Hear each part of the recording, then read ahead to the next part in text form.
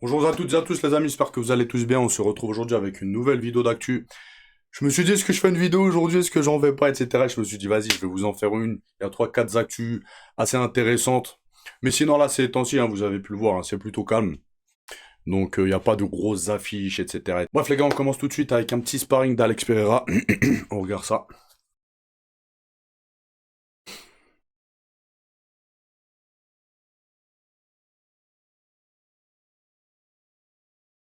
Dans cette vidéo, il y aura beaucoup de, de vidéos.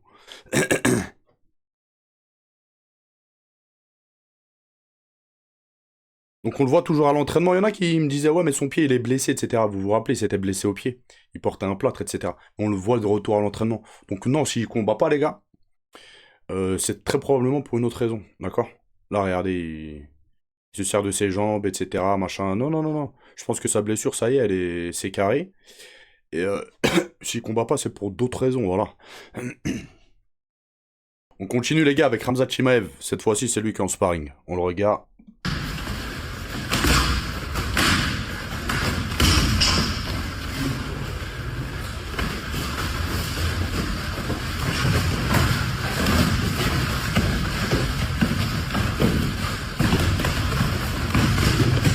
C'est dommage, ils ont filmé comme ça, on voit assez mal quand même. J'ai plus de batterie dans mon casque en plus. Là, là, là.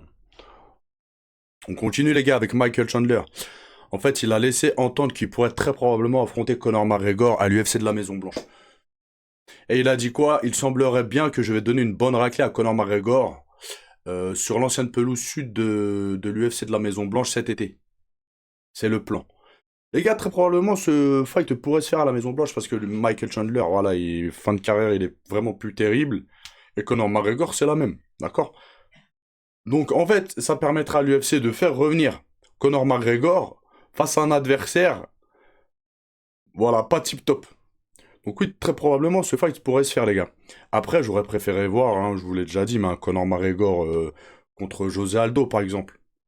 Et je pense, les gars, que on doit être beaucoup à préférer une revanche entre José Aldo et Conor McGregor qu'un fight entre Chandler et Conor McGregor, les gars. Parce que José Aldo, il s'était mangé un KO foudroyant, mais il a jamais eu sa revanche, en fait. Il a jamais eu sa revanche. Donc là, oui, ça fait des années après, les deux, ils sont plus au top de leur forme, machin, nan. Mais pour le délire, ça aurait été sympathique. Mais je pense que José Aldo, là, très probablement, il est en meilleure forme qu'O'Connor. Après, peut-être que je me trompe, hein. Mais je pense qu'ils... Voilà. Ils veulent mettre un match-up à Connor avantageux. Continue les amis avec Anthony Joshua. Donc selon le communiqué des gouvernements régionaux de Lagos et d'Ogun, Anthony Joshua a quitté l'hôpital moins de 3 jours après un accident de voiture au Nigeria. Voilà. Donc il semblerait qu'il ait quitté l'hôpital.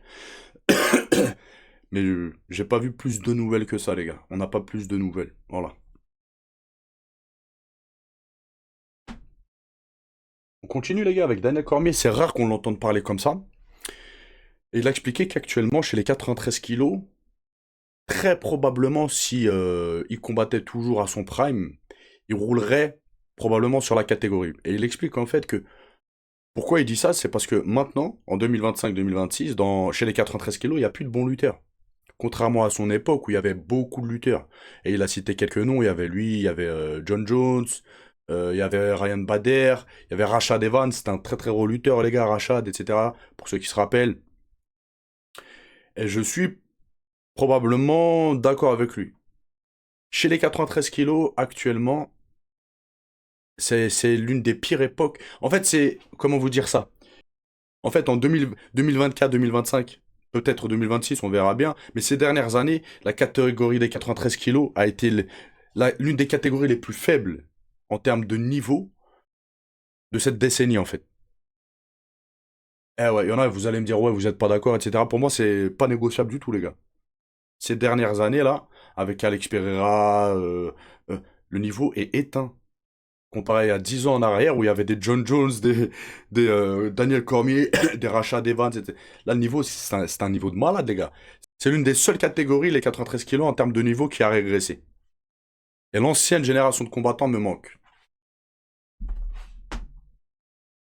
Continue les gars avec une très très très grosse news. Moi en tout cas je suis hyper hypé, je vous en avais parlé brièvement il y a quelques jours.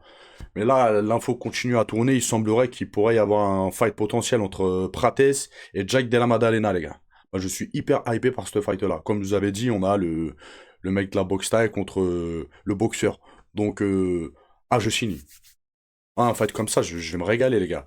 Parce que Jack Della Maddalena, les gars, c'est pas parce qu'il a perdu contre Islam Makhachev que c'est un vieux fighter. Il est solide, il est dur, techniquement il est très fort, etc. Gros gabarit, machin. Et Prates, c'est pareil, les gars, il est fort techniquement. Il fait des belles choses, techniquement. D'accord? Coup de coude retourné. C'est un mec de la boxe taille, quoi, et spectaculaire.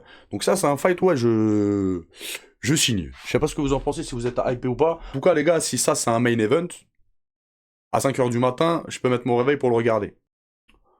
On continue avec Justin Gage. Mesquine, il me fait de la peine, lui. Et il a dit quoi? J'aime la peur que je vais ressentir. Justin Gage imagine un combat avec Ilia Topuria. Il a dit ça. Il poursuit en disant quoi? Face à un adversaire comme lui, il faut éviter les erreurs. Ne pas se faire piéger par sa droite. Ne pas se faire prendre à son revers. Ne pas se faire prendre à son revers. Son enchaînement en 2-3 est l'une des meilleures que j'ai vues dans ce sport. C'est un défi magnifique, j'ai hâte de ressentir la peur qu'il va m'infliger. Mais les gars, là il se voit la face ou c'est comment? Déjà faut qu'il passe pas Deep in Bled, d'accord? Et s'il passe pas Deep in Bled, il y a tout pour rien, il l'a dit là il y a quelques jours.